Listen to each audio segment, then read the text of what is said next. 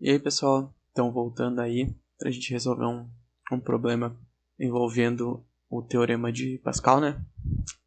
Então a gente tem o seguinte problema: o macaco hidráulico consta de dois êmbolos, um estreito que comprime o óleo e outro largo que suspende a carga. O sistema de válvulas permite que uma nova quantidade de óleo entre no mecanismo sem que haja retorno do óleo já comprimido. Para multiplicar a força empregada, uma alavanca é conectada ao corpo do macaco. Tendo perdido a alavanca do macaco, um caminhoneiro de massa 80 kg, usando seu peso para pressionar o êmbolo pequeno com o pé, considerando que o sistema de válvulas não interfira significativamente sobre a pressurização do óleo, poderá suspender uma carga máxima em kg/d. E aí ele dá o diâmetro dos êmbolos e a aceleração da gravidade.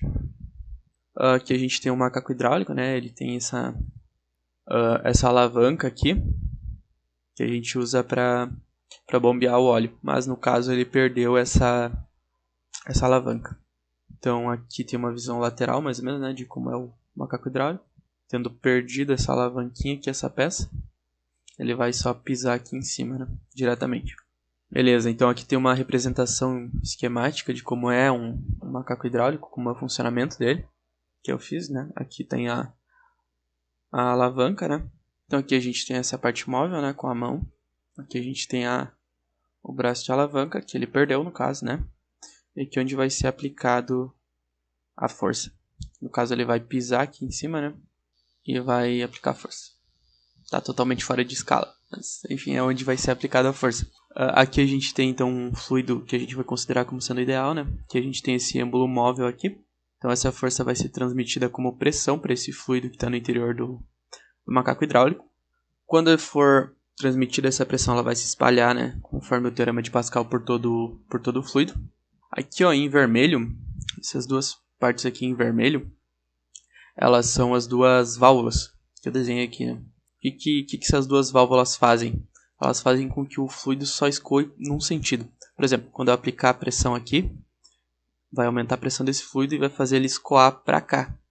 E a válvula deixa o fluido passar nesse sentido. Mas ela não deixa o fluido voltar.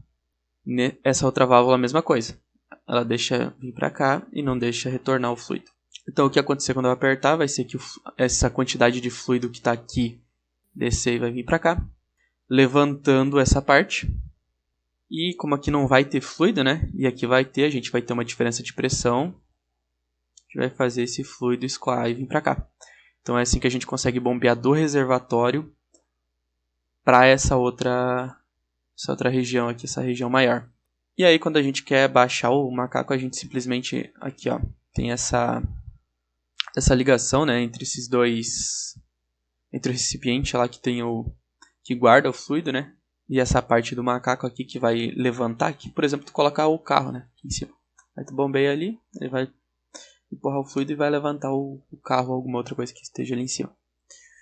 Quando tu quer abaixar, tu abre uma torneirinha que tem, e a gente daí vai estar liberando esse fluido que está para cá e retornando ele pro recipiente. E para isso, se é possível, a gente pisa aqui em cima, geralmente, né, para baixar e fazer retornar o macaco hidráulico. No caso do nosso problema, ele fala para a gente ignorar as válvulas, considerando que o sistema de válvulas não interfira significativamente sobre a pressurização do óleo.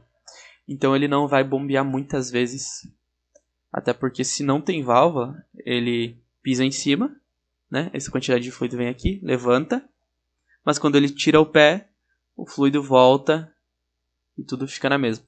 É isso que ele quer saber. É isso que a função da válvula não deixa fazer, não deixa acontecer, não deixa o fluido voltar, né? Mas como é pra gente ignorar a válvula, então ele só vai pisar e vai subir. O que vai ser o esquema da prensa hidráulica que a gente já viu na outra aula. A gente pode simplificar para essa situação aqui. Então aqui é onde ele vai pisar, vai aplicar uma força, e aqui é onde ele vai levantar o carro, né? Vou chamar aqui de F1, aqui de F2. Aqui a gente tem uma área menor, né, uma área pequena, a gente vai chamar de A1. E aqui uma área maior que a gente chama de A2.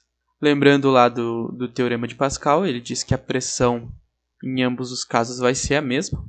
Então a pressão é igual a F1 sobre A1 e a pressão também é igual a F2 sobre A2. Então a gente pode igualar essas duas essas duas partes da equação e dizer que F1 por A1 é igual a F2 por A2. O que é F? A gente já viu lá, da segunda lei de Newton, a gente tem que a força é a massa vezes a aceleração, né? No nosso caso vai ser a gravidade, né?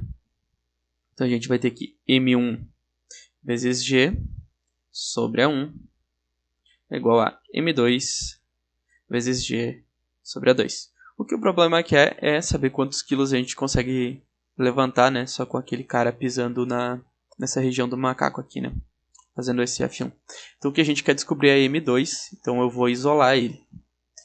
Então eu vou ter que M2 é igual a A2 sobre A1 vezes M1 G dividido por G.